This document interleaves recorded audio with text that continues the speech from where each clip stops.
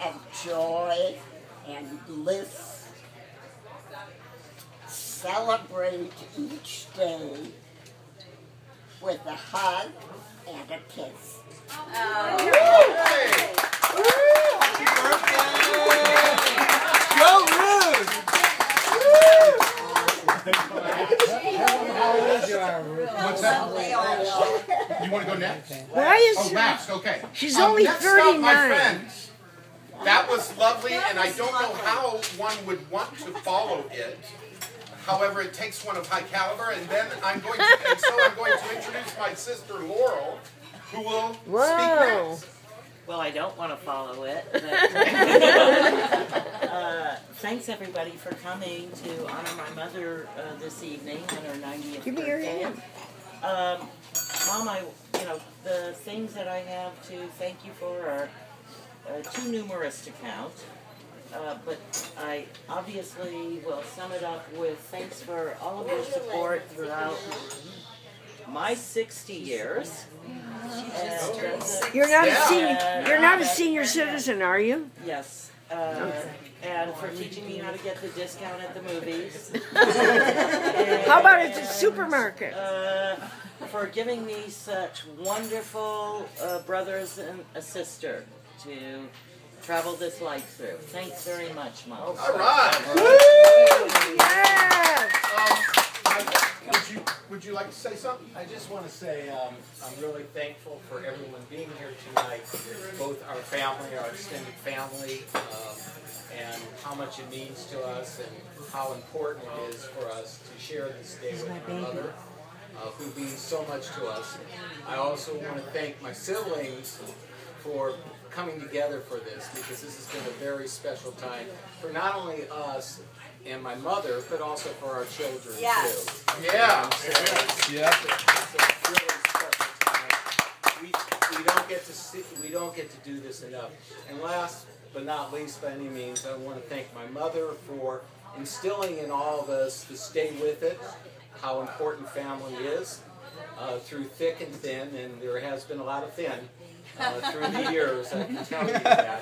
But the primary thing that's come away and has helped me in my life is how important family is and how family is everything to us at the end of the day. So thank you, Mom. I hope you have many more, and it's a wonderful blessing for all of us to be here with you tonight and our family. Right. So. Harold, did you want to say something? Just a couple of words. Harold would like a Harold wants to talk. I would Look stand out. if I could get out of this. No worries. Don't Your voice is good. But it's good to see that Jeannie's turned to the third stage of life. There's 3 stages: youth, maturity, and God, you look good. And she's looked good all her life. She's been beautiful, and she's raised 4 children family, and such wonderful, accomplished kids, each one better than the next one. And I think that's something she can live with the rest of her days. May it be another 90 years. Say something in Hebrew. All right. Very nice. Yay, Harold. Yeah, I do actually. I'd like to introduce another member of our family, and we are so lucky to have such a lovely family, and all the way through. And I'd like you all to know that each of you tonight is already part of our family just by being here and participating. And here's one of my favorite parts of our family. My brother-in-law, the bro in the know. The bro in the know. That is key. How dare you say that? Well, Jeanne, I just want to say that you are, and this is politically a hot potato because there's so many hot babes in this room, but you're always the most beautiful woman in the room. You strike fear into the hearts of the cosmetic industry, the cosmetic surgery industry, because if everyone aged the way you did, there would be no cosmetic surgery industry. You gave me Jill. For that, I'm eternally grateful. And yes. By extension, Jim, Laurel, Michael, and everyone that flows from them. For that, I'm eternally grateful. Thank you. That's very nice. Yes. All right. Oh, okay, No, Carol. please, yeah. Jeanne, I want to say thank you so much for teaching me the true art of Jewish cooking and imparting all of your wonderful recipes that have brought our family together on so many occasions. And it's been a joy to always have you there, always guiding me through the whole stages of it. But you're pretty awesome I yourself. echo my brother-in-law on the wonderful things that you've done in bringing us all And they've together never as a tasted my family, brisket. And it's been wonderful to meet your friends. All right. I'd like to introduce one of my mother's grandsons. Max isn't going to try to get out of the booth I'm here, not but even he going is to try. going to No, yeah, no. And what are you going to try to So do? I was trying to think of a toast and thinking about so many Wait a minute. fun. Does anybody really realize how you look like Jesus? You do. Does anybody not realize that? Let's Go not ahead. interrupt the toast. Abraham Lincoln. No. Jesus was a Jew. It's okay. So Go ahead. thinking of so many childhood memories and fun times and adventures and movies that we went to, but I realized that, you know, growing up as a kid, it's hard to, you know, you don't really have a lot of perspective. You take a lot of things for granted as a child. And it's not until you grow up and get out of the house that all of a sudden things, you know, come into perspective. And being an adult and talking to my peers and my friends and talking about their families, all of a sudden so many things came into perspective.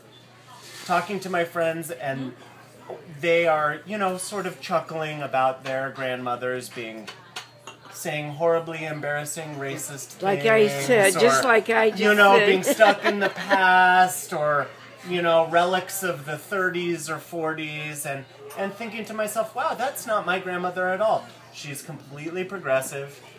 She's, you know, completely open-minded. She doesn't liberal. care what color your skin is, or what your sexual orientation is, or, you know, what walk of life that you come from. And, you know, it made me realize that in addition to all the fun times and, you know, and good times that we had growing up, that you're really the model in my life, the original model of a modern woman, of a contemporary woman. Yeah. All right. It's meant a Someone lot had to to me say growing it, up. you bet. Yeah. So thank you. Thank you for that. Here, Have a drink. Well, you need a little I- drink. You can need I- some wine. No, I know, but I wasn't ready. want to go I had before me? a vodka. Oh, gotcha. And You'll vodka's finish heavy. after me. Okay, well, What's Jimmy doing now? be careful because Uncle Alan, I got to tell you, once I'm done with this toast, people will be heading for the exit. Before I start this toast, couple of things. The words that have been said here today have been lovely and meaningful and honest. And I want to thank everybody for sharing that sort of thing. But come on, after toasts, aren't we supposed to drink? I don't think I saw anybody drink a darn thing. Yeah, no. Okay, at any rate. All right, now, Mom, one of the reasons that there are empty seats here is that we had planned a surprise guest, someone who shares your birthday. And unfortunately, I got a call today from Kanye West. He told me that he would not be able to attend, so I'm sorry about that disappointment. All right, so I'm not here, and I'm not going to talk about birthdays, and I think all of you know the high esteem in which I hold my mother. And I would like to talk about something a little bit different, and it's a lifelong passion of my mother's. And I'm speaking, of course, of somewhat of our family business, the movie, the television, and the entertainment industry. My mother has had a love affair with those things since she was a young girl at age 4 and was treated to a matinee in, I'm not even going to go into the year, of the movie Wings by her Uncle Joe, a man of questionable character, who also happened to be the matinee projectionist at the local theater. And this began Wings? Wings? Really, wings? That's what it's not on chickens. All right. So, you know, her love affair with this began early. And I started to think, in my spare time, as most of you know, I read Shakespeare. No. But it was William Shakespeare, I believe, who was credited with the saying that all the world's a stage, all the men and women merely players. And I got myself to thinking about a metaphor for my mother's life. And it might be, to this point, of course, it might be that of a famous actress, because my mother loves acting as well.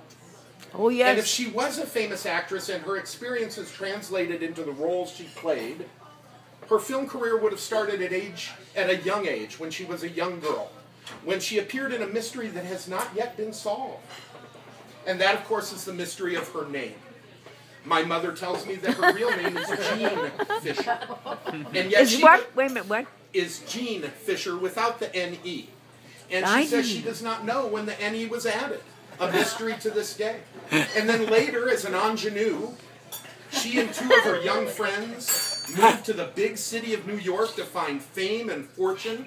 And by the way, my mother would like to extend an apology to Miriam Seligman if she's listening. Okay?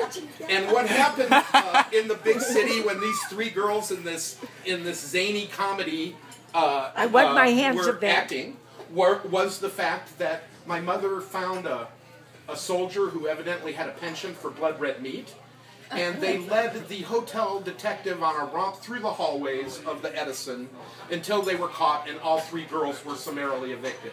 And of course, as we say in the trades, hilarity ensued. Now, my mother had other roles in her life, but at one point she decided, much like my nephew Terry, that she was going to leave the friendly confines of motion pictures and try her hand at television. And she became one of the great physical comics of all time, rivaling perhaps Lucille Ball in the words of many. And her iconic scene in which she actually ran herself over in a car is still viewed in many film classics today. As my mother's career moved forward. But that wasn't filmed. What's that? It wasn't filmed. Film and television, her entertainment career. She went back to movies, and of course she portrayed a young divorcee trying to support her children in a god-awfully hot town. Okay?